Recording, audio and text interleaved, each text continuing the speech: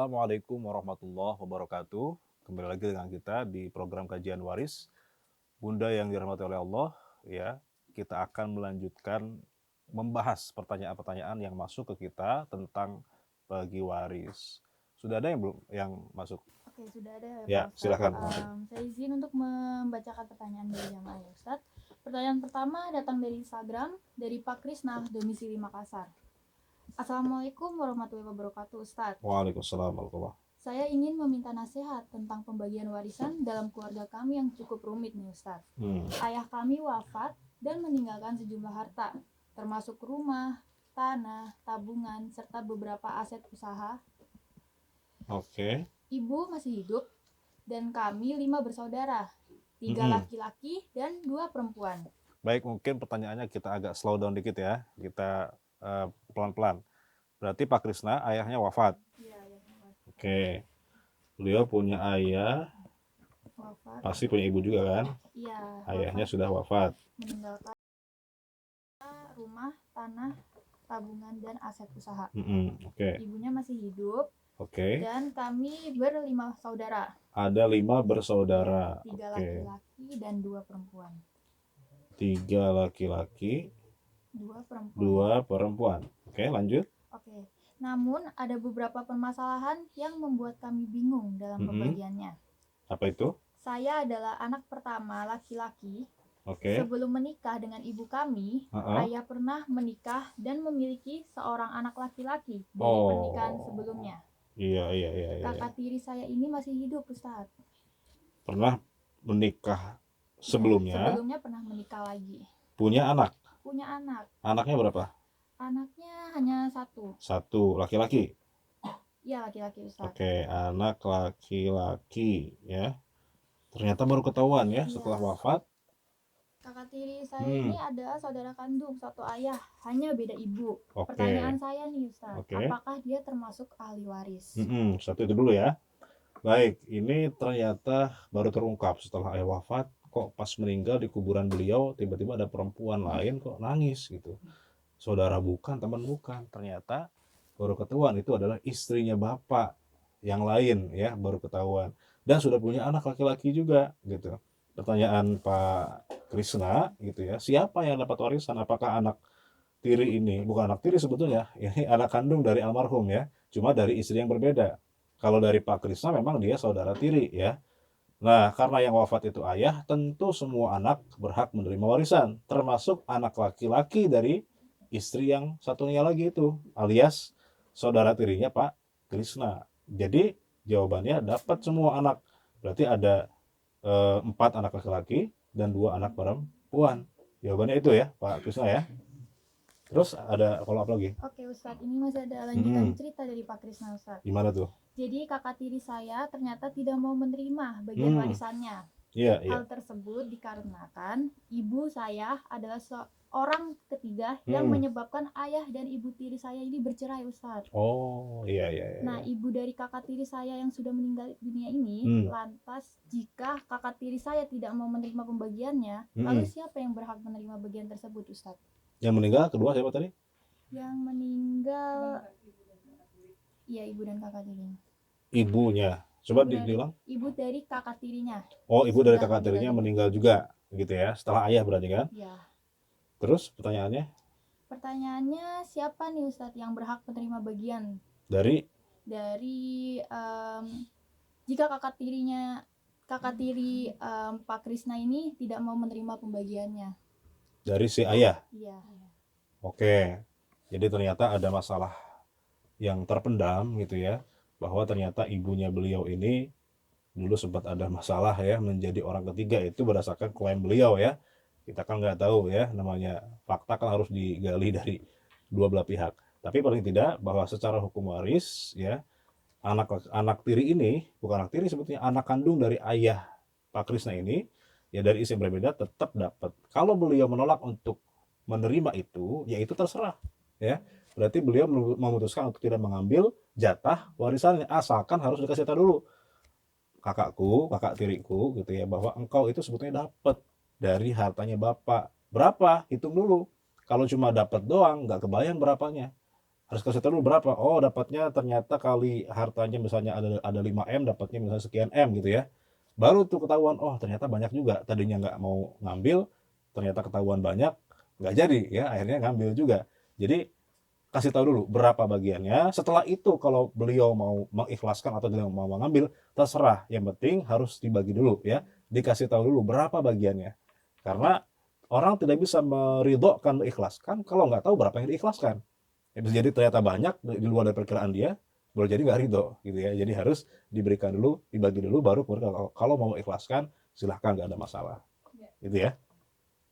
Oke, kita Oke. lanjut ke pertanyaan selanjutnya ya Ustadz. Baik. Oke, pertanyaan ini masih dari Instagram, dari Ibu Raya, domisilinya di Bangka Belitung nih Ustadz. Ibu Raya, Bubble ya. Ya. Oke, langsung ya Ustadz. Ya.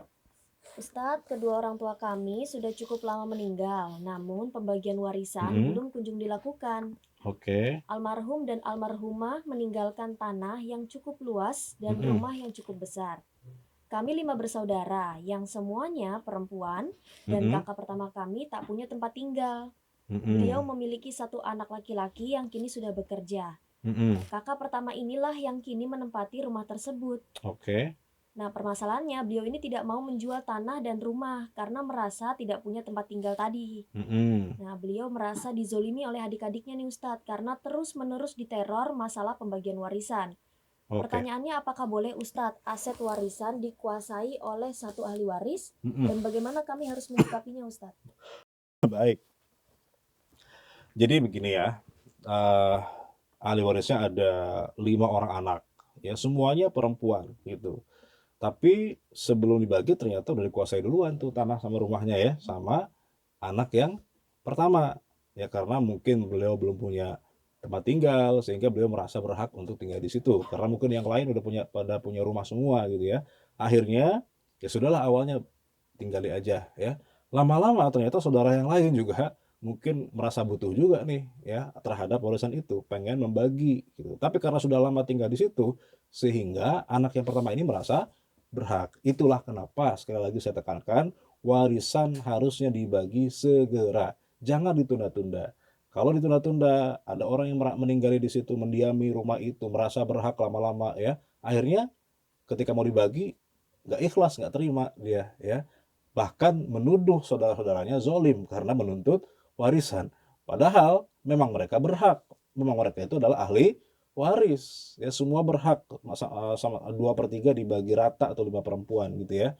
Nah urusan nanti misalnya kasihan ini belum punya tempat tinggal, yang lain sudah kaya-kaya, ya itu silakan dikondisikan, misalnya anak-anak yang lain menghibahkan jatahnya kepada yang perempuan ini, si kakak pertama ini ya, tapi harus dibagi waris dulu secara hukum Islam.